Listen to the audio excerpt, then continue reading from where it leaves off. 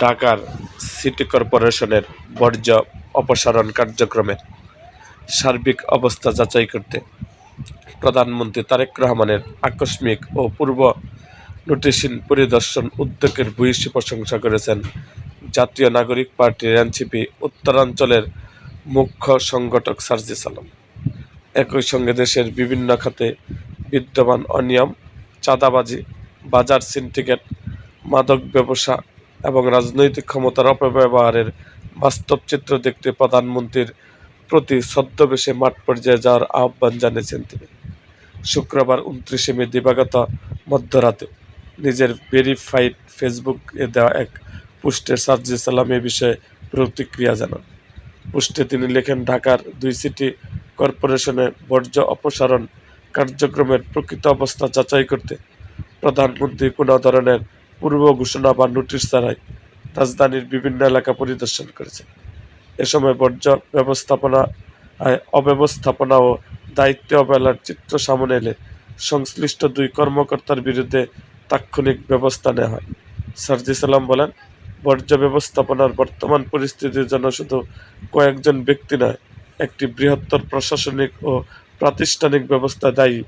তারপরে সমস্যার বাস্তব অবস্থা জানতে সরাসরি মাঠে গিয়ে পরিদর্শনের উদ্যোগকে তিনি ইতিবাচক হিসেবে দেখছেন। পোস্টে তিনি লেখেন, প্রকৃতপক্ষে যে সামষ্টিক সিস্টেম এটার জন্য দায়ী, তার সবাই শাস্তি না পেলেও এই উদ্যোগ প্রশংসনীয়। এজন্য জনাব তারেক রহমানকে ধন্যবাদ।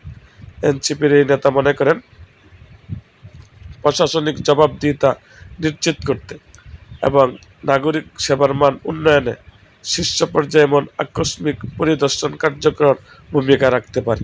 তবে শুধু বর্জ্য ব্যবস্থাপনা নয়, সাধারণ মানুষের দৈনন্দিন জীবনে প্রভাব ফেলা আরও কিছু গুরুত্বপূর্ণ সমস্যার দিকেও সরকারের নজর দেওয়া প্রয়োজন বলে তিনি মন্তব্য করেন।